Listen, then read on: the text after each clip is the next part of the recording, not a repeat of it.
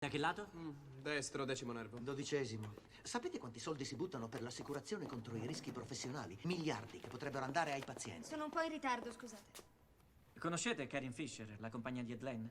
L'ho invitata a studiare con il nostro gruppo. Allora, Karen, tu perché vuoi fare il medico? È un'idea mia o abbiamo un sacco da studiare? È una domanda. Anzi, è la domanda, no? A dire la verità non la trovo questa domanda nel programma. A che pagina siamo? 1432, deviazione della lingua. Grazie. Impareremmo di più se lavorassimo con i pazienti. È per questo che stiamo qui a studiare, per imparare ad aiutare i pazienti. Ed Len, non sprecare il fiato. Guarda che io ti ho capito, sai? Ti credi al di sopra del sistema, ma sei soltanto un anticonformista. Devi entrare in conflitto con ogni figura che rappresenti l'autorità per cercare di superare qualche tua insicurezza. In altre parole, una personalità antisociale. Bella diagnosi. Truman, non ci scherzare, qui bocciano anche le persone molto in gamba. Quindi può toccare a uno dei 5 seduti qui? Io credo. Ho un'altra domanda. In un sistema perfetto, perché ci si riferisce ai pazienti con la malattia, quell'interessante caso di cancro, e non con il nome? Beh, non si fa certo per cattiveria, è per prevenire i transfer. Perché sarebbe un male. E quello che verrà bocciato è... Adesso torniamo alla lingua, per favore. Mettiamo che un medico si lasci coinvolgere da un paziente. Che gli può succedere? Cosa fa? Esplode? No. Chi ha inventato queste regole? Ho capito. Di certo Ippocrate no, io credo. Non ho tempo per queste cose. Scusate. Ciao. Ciao. Scusate. Ciao. Ciao. Truman? Truman, dai. Scusa, non volevo impedirti Vattene di studiare. Però penso che essere un medico non sia solo sapere a memoria dov'è l'arteria ventricolare. Me ne frego di quello che pensi, ho l'esame di biologia. Potrei darti una mano, ho letto tutto il libro. Tu hai letto tutto il libro? Ah, sì. Ora sono passato a Whitman. Ti prendo una copia di Foglie d'erba in libreria. Hai il 20% come studente. Non lo voglio, Walt Whitman. Neanche lui vorrebbe te, era omosessuale. Però era anche un uomo di medicina. Ha fatto l'infermiere nella guerra civile e ha scritto poesie memorabili. A piedi e allegro, la strada aperta in bocco, di salute ricco. Senti, non so quanto tu l'abbia notato, ma il nostro corso è di 163 studenti, di cui 8 donne. 8. Sono stata costretta a sgobbare per entrare qui e dovrò sgobbare di più per restarci. E non mi va di buttare via del tempo prezioso sulle tue frivole teorie di bontà.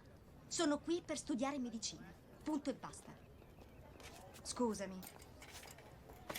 Tiro a indovinare, ma c'è qualcuno che sta fuggendo da qualcosa. Forse sono io che sto fuggendo da te.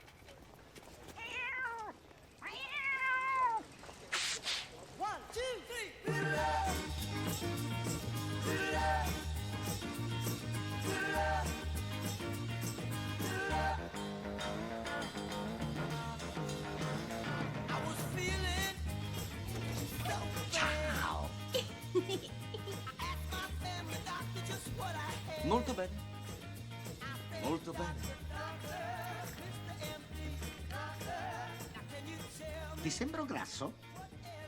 No, perché mi dicevano tutti che ero grasso e allora mi sono messo un po' a dieta. Ho esagerato? Sono pelle e ossa. Anzi, sono ossa.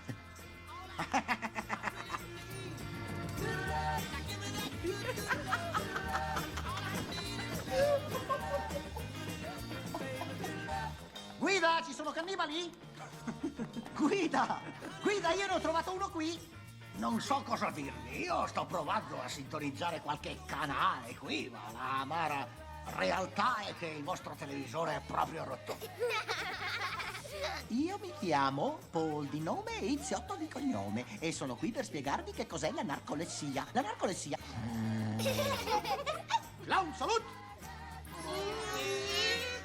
Molto bene. Bocca larga! Pernacchietta! L'ospedale coprirà tutte le vostre spese. Ci sono altre domande? Mi chiamo dottor Field e sono il vostro chirurgo. Oh, siete lì? Ehi, non vedo l'ora di cominciare la festa! Grazie! Grazie! Grazie! Faccio l'inchino!